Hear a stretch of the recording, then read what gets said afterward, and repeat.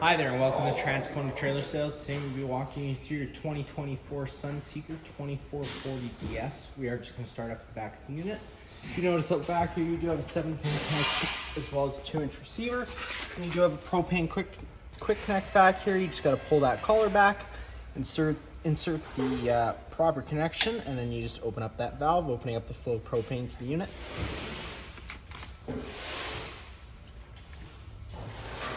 Around the left side, if you just open up this compartment, you're going to find your 20-foot sewer hose as well as 25-foot water hose and that 15-amp park adapter. This connection right here is going to be to fill your fresh water tank. Thread a garden hose in there, turn the garden hose on, it's going to fill that fresh tank. That's what your water pump draws off of. Inside this compartment, you're just opening this up. This is going to be your main sewer outlet. You do have a little exterior shower with hot and cold water. This is going to be your sewer outlet. Just taking that and twisting it. You're going to notice these 2 ears. It's going to be the same 2 ears your sewer hose has. They just lock into place like so, and then you're going to have a black valve and a gray valve. You're always going to want to empty your black valve first, as it's going to be your dirtiest water filled from your toilets, and then you can follow behind that with your gray valve, which is typically a little cleaner water filled from your sinks and your showers. You got your city water connection right here, so if you're out of sight with service, you can thread your garden hose in there, turn it on. It's going to pressurize all the lines without the need to run the water pump. You got your black tank flush, so with your black tank connected and your tank and your gate valve open, which is very important to do so, otherwise you do run the risk of bursting your tank. Turn that garden hose on, it's going to clean out that tank. You do have airbags equipped in this unit on either side of these compartments here. You got a little Schrader valve.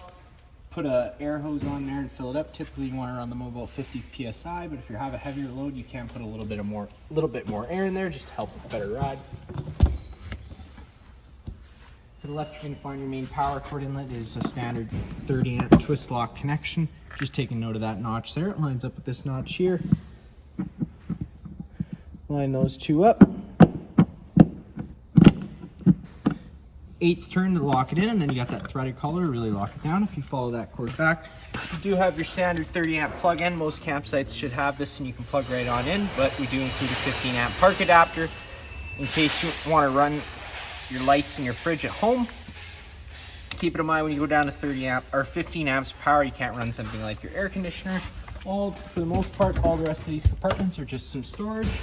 This is going to give you access to some seatbelt harnesses as well.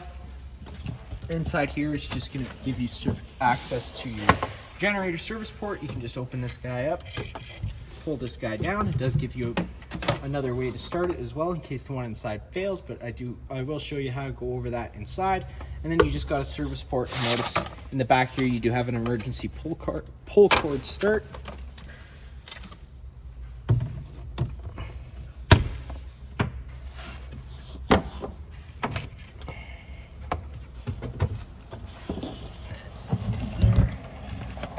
Around the front of the unit, you just got your bus chassis.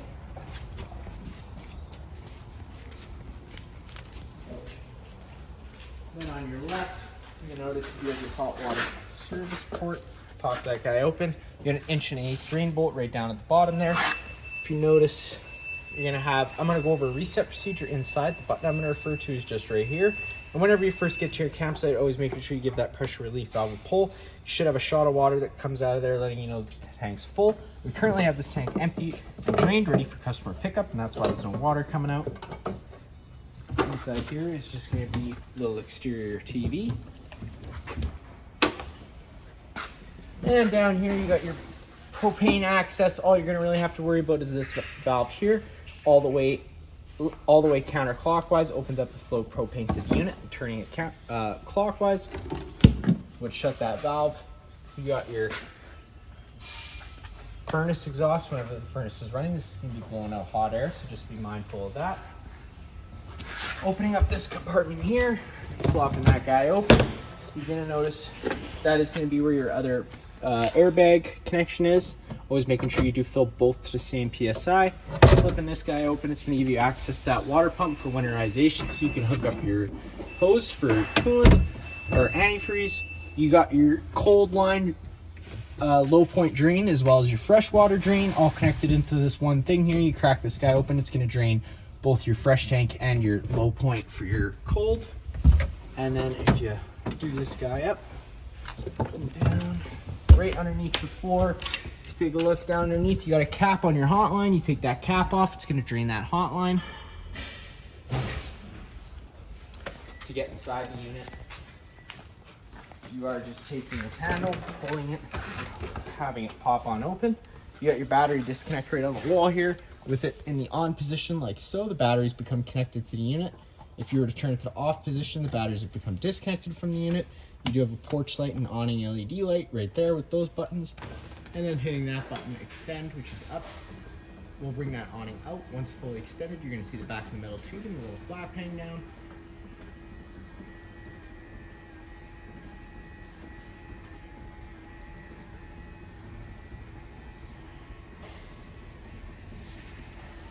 Now, if it were to start raining, you take any arm front or rear and just pull down on it, and it's going to change the pitch of the awning head, allowing water to then run off.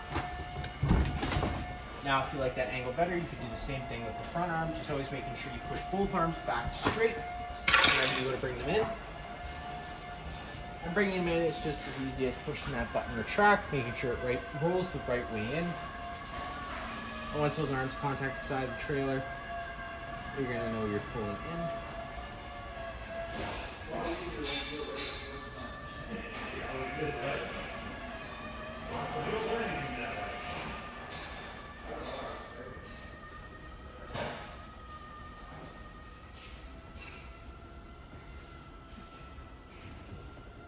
And there you go, you're fully in. Now to run that leveling system and those slide outs, you do have to make sure your parking brake is engaged and your key is in the accessory position. And then your leveling system will come online here, and you do have auto level or retract jacks, or you can push this button here.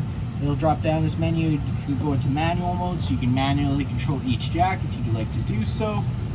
But that's going to be it for that there.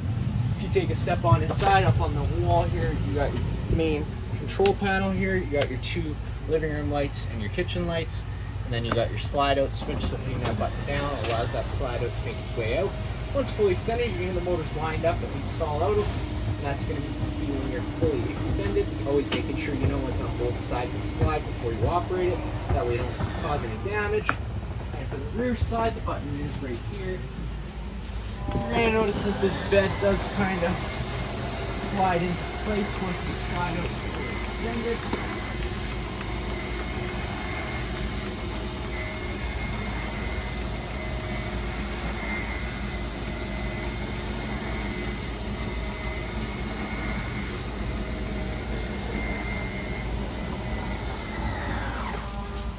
So it sits nice like so. Whenever you do go to bring that slide out, it always is good just to make sure that you pull this up yourself. That way you don't cause any extra stress on the motors if you don't need to. We're just going to pull that key quick.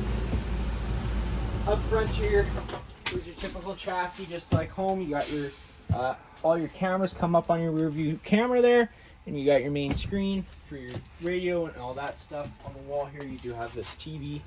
These little latches here, you just loosen them off and it'll allow that TV to swivel. That's just a safety feature for whenever you're traveling, so it's not slamming around loosely. This TV does have a built-in JBL stereo into it, so that's going to be the stereo for the unit as well as the TV, and all the controls for it are on the remote or up front there. Inside this little compartment here, if you flip that open, you're just going to have a little green light inside there letting you know, two little green lights technically. You got two antennas on this roof. There's little black buttons underneath both, making sure I do just leave them on because it turns the antennas on, which improves radio frequency as well. The switches for that are just in there. And then you got your main monitor panel system, so it's going to tell you all your levels for everything, your liquid gas propane, your battery, your fresh, black, and your gray. And you got your generator start stop switch. So to start it, you do just have to hit that stop button and hold it for a few seconds while that red light comes on. That's just priming the carburetor with fuel. And then once it stops and goes out, hit that start button and the generator does fire right on up. Always try to make sure that you throw a little bit of fuel stabilizer inside that tank every time you fill up. That way that generator is always getting fresh gas and the carburetor doesn't gang up on you too quick. You can fire up that water heater on either gas or electric. If you do fire it up on gas, if you hit that switch on, this fault light's going to come on. The water heater is going to try lighting itself 3 times. If it lights, the light will go out. If it doesn't light, it'll stay on. At that point, you do just have to turn this switch off, go hit that reset button I showed you earlier, and then try turning it back on. And then you got your water pump switch, which draws out of your fresh tank. And then you got your Arctic pack, which is just little heating elements on the bottom of your tanks for extended camping season. It's only really good for -3. Your lights, which I've already told you about. And then you have a driver's side rear light, which is just a light above your sewage outlet, which is nice to have. You got wireless phone charger, sink with hot and cold water. For the trash is just underneath this little cap here. Storage all around. Getting to the kitchen, you got your stove, which runs off propane. To get it to light, you do have to turn this button on, which turns the igniters on the stove. Turn those over to high while pushing in, and it does fire right on up. Sometimes it can take a few minutes just to get all the air out of the line, so just be patient with it, but I had this running earlier, so it fired right on up. Right down below, you got your convection oven, which is just like home, not much I'm going to show you there. Kitchen to your dinette area. You do have this table. It can be turned, this area can be turned into another bed. You're just having to take that bottom, this bottom leg out, stick your table inside the bottom ledges here, take your back cushions and fill in the center, and you have yourself another bed. You have lots of accent lighting around the unit. All the blinds in the unit also work the same way.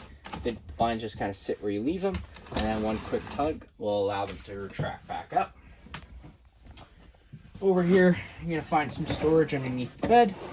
Then you got your main fuse and breaker panel. Whenever a breaker trips, it's going to sit in the middle, so you just have to turn it off and then back on again to reset it. Whenever you have a fuse pop, it'll be right down below.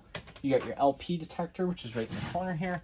Propane's heavier than air. If that guy ever starts going off, you are just going to have to turn off the main supply of propane, open up some windows, and ventilate it out a little bit.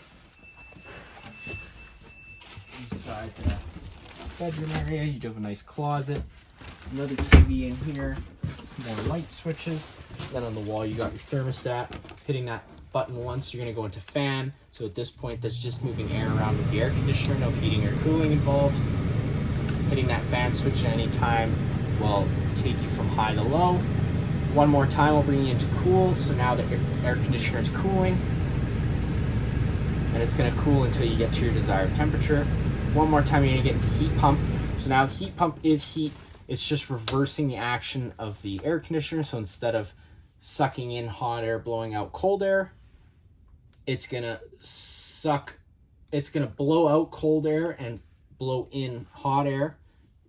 And then if you turn the furnace on, that's going to fire up the actual furnace of the unit, which is going to move all its air through the floor portals you see we have around the unit.